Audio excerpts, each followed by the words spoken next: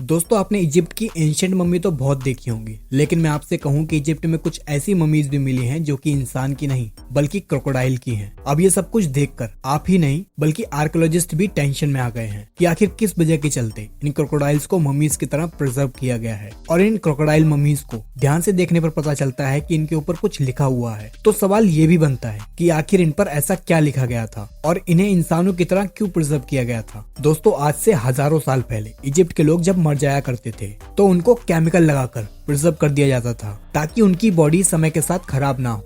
Preserve करने के बाद मम्मीज को उनके लेवल या उसके ओहदे के हिसाब से सजाया भी जाता था और फिर उसको जमीन के अंदर या फिर किसी टूम के अंदर दफन कर दिया जाता था। दोस्तों इजिप्ट में तो आए दिन अलग अलग तरह की मम्मीज सामने आती ही रहती हैं, लेकिन आज जिन 7 मम्मीज के बारे में हम जानेंगे ये वो मम्मीज थी जिनको पहली बार देखकर आर्कियोलॉजिस्ट का भी सर चकरा गया था। नंबर 1, लेडी राय। एंशिएंट इजिप्ट में सबसे पुरानी मम्मीज में से एक ऐसी औरत की मम्मी भी पाई जाती है जिसको आज लेडी राय का नाम दिया गया है। आज से करीब 140 साल पहले इजिप्ट के थीवन टॉम नाम के एरिया में से ये मम्मी मिली थी, जिसने आर्कियोलॉजिस्ट को सोचने पर मजबूर कर दिया। जांच करने पर पता चला 3550 साल पहले लेडी राय करीब 35 साल की उम्र में मर गई थी। उन्हें देखकर ऐसा मालूम हुआ कि वो किसी बड़े राजा की नर्स या मेड हुआ करती थी, लेकिन जिस बात ने आर्कियोलॉजिस्ट को परेशान किया तो वो थे लेडी राय के बाल। हजारों साल गुजर जाने के बाद भी लेडी राय के बाल अभी तक अच्छी कंडीशन में थे और इनके बालों के कुछ हिस्से ऐसे भी थे जिन्हें देखकर ऐसा लग रहा था कि ये अभी कुछ महीने पहले ही निकले हों। उस दौर में जिस हेयर स्टाइल को फॉलो किया जाता था, लेडी राय के बाल उसी स्टाइल में अभी तक सही सलामत हैं। Number 2, Ramesses second. Ramesses second ancient Egypt का सबसे मशहूर लीडर था। दूसरे इजिप्ट के राजाओं के मुकाबले रामसेस सेकंड ने बहुत लंबे समय तक खुद की विरासत की गद्दी संभाली और जब ये मरा इसकी उम्र थी 90 साल। रामसेस सेकंड का फैरो सन 1881 में इजिप्ट के छोटे गांव सकारा में मिला था। ये वो जगह है जहां सिर्फ एंशिएंट किंग्स और क्वींस या फिर किसी हाई क्लास लोगों को ही दफनाया जाता था। जिस आर्कियोलॉजिस्ट ने उसे खोजकर निकाला उनका कहना था कि रामसेस सेकंड अपने दौर में बहुत ताकतवर किंग हुआ करता था, क्योंकि हजारों साल के बाद भी इसकी मम्मी भी बहुत मजबूत दिख रही थी। और आपको जानकर हैरानी होगी कि एक डीएनए टेस्ट से पता चला है कि रामसेस सेकंड के 150 बच्चे थे। सन 1974 में ये पता लगा कि रामसेस 2 की मम्मी गलकर खराब हो रही है। इसी वजह से ये फैसला किया गया कि इसकी मम्मी को पेरिस ले जाया जाएगा जहां इसे ठीक किया जाएगा, लेकिन इंटरनेशनल रूल्स के मुताबिक चाहे इंसान जिंदा हो या मरा हुआ, बॉर्डर पार करने के लिए उसका पासपोर्ट होना जरूरी है। इसी वजह से इजिप्ट ने रामसेस 2 का पासपोर्ट इशू किया जिसमें उसे किंग का दर्जा दिया गया। सबसे खास बात ये दुनिया का पहला पासपोर्ट था जो मरे हुए इंसान का था। नंबर 3, टूटनखामुन या फिर किंग टट। इस मम्मी को न सिर्फ खोजने वाले हैरान थे बल्कि टूटनखामुन के मम्मी ने पूरी दुनिया के आर्कियोलॉजिस्ट को हैरत में डाल दिया। टूटनखामुन की मम्मी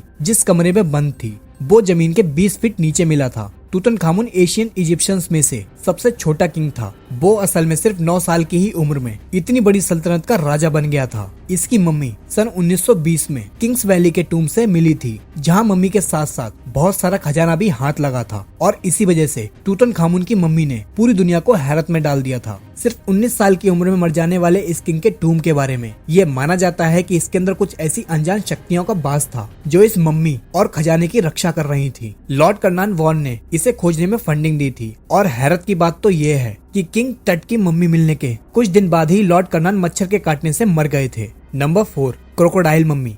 इजिप्ट के एक शहर अल बारिजत में आर्कियोलॉजिस्ट की टीम यहाँ काम कर रही थी। वो मम्मीज और खजाना खोज रहे थे, लेकिन उनकी उम्मीद पर तब पानी फिर गया जब इस जगह से करीब 100 से भी ज्यादा ऐसी मम्मी मिली जो कि इंसान की नहीं बल्कि क्रोकोडाइल की थी। हजारों साल पुराने क्रोकोडाइल्स को बड़ी ही अच्छी तरह से प्रिजर्व कर रखा था। पहले तो आर्कियोलॉजिस्ट ये नहीं समझ पा रहे थे कि आखिर इंसानों की जगह इन क्रोकोडाइल्स को क्यों प्रिजर्व किया गया था, लेकिन बाद में क्रोकोडाइल्स के कॉफन से ऐसी चीज मिली जिस पर कुछ लिखा हुआ था। आर्कियोलॉजिस्ट उन क्रोकोडाइल से ज्यादा उस लिखाई में ज्यादा इंटरेस्टेड थे जो कि हर एक क्रोकोडाइल के कॉफन पर लिखी थी। आखिर हजारों साल पहले एशियन इजिप्शियंस का क्रोकोडाइल से क्या कनेक्शन था और इन्हें इतनी इज्जत से क्यों दफनाया गया था। इन सवालों के जवाब उन पर ही लिखे थे। रिसर्चर्स को ये मालूम पड़ा कि एशियन इजिप्शियंस क्रोकोडाइल्स को खुदा मानते थे, क्योंकि उनके लिए क्रोकोडाइल ताकत का सिंबल हुआ करता था। उस दौर में इजिप्शियंस ऐसे पुतले भी बनाते थे जिनके सर क्रोकोडाइल जैसे और नीचे का हिस्सा इंसानों के जैसे होता था। Number 5, गजेल्स mummies. दोस्तों सिर्फ क्रोकोडाइल ही वो जानवर नहीं था जिनकी मम्मी इजिप्ट में मिली थी, बल्कि आर्कोलॉजिस्ट को कई हिरणों की मम्मीज भी इजिप्ट में मिली थी। ये हिरन की मम्मी आज से 3000 साल पहले मरी थी और ये पता चला कि किसी क्वीन की पालतू हिरन थी। जब आर्कियोलॉजिस्ट को खुदाई के दौरान ये हिरन मिली, वो ये देखकर हैरान रह गए कि किंग और क्वीन के साथ साथ हिरन को भी शाही अंदाज में संभाल कर दफनाया गया था। Number 6, mud mummy. दोस्तों इंसानों की बॉडी को प्रिजर्व करने के लिए इजिप्शियंस एक खास पौधे से निकाला हुआ केमिकल का इस्तेमाल करते थे, जिसको रेसिन कहा जाता था। ये केमिकल उस समय बहुत महंगा हुआ करता था, जिस वजह से सिर्फ अमीर लोग ही इसको इस्तेमाल करते थे। आर्कियोलॉजिस्ट को आज तक जितनी भी मम्मीज मिली थी उन पर रेसिन लगा हुआ करता था ताकि बॉडी समय के साथ खराब ना हो। लेकिन ऑस्ट्रेलियन आर्कियोलॉजिस्ट तब हैरान रह गए जब उन्हें एक ऐसी मम्मी मिली जो रेसिन से नहीं बल्कि मिट्टी से कवर्ड थी। ये मम्मी एक औरत की थी जो अंदाजन 25 साल की उम्र में ही मर गई थी, लेकिन इसके कॉफिन पे मिट्टी के अलावा और कुछ भी मिला जिसने एक्सपर्ट्स को हैरत में डाल दिया। लैब टेस्ट से ये पता चला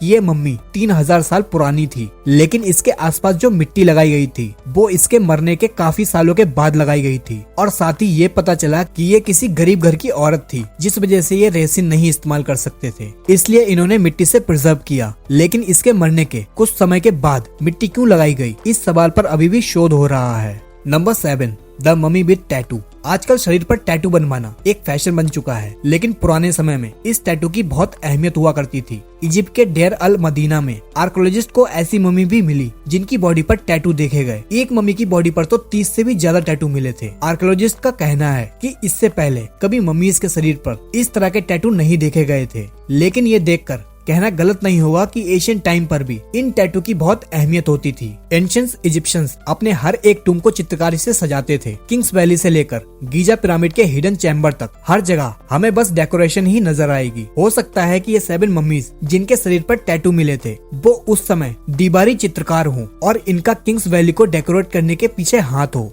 दोस्तों इन मम्मीज पर अभी भी शोध चल रहा है। अगर आपको वीडियो अच्छी लगी हो तो लाइक करें। मिलते हैं नेक्स्ट वीडियो में।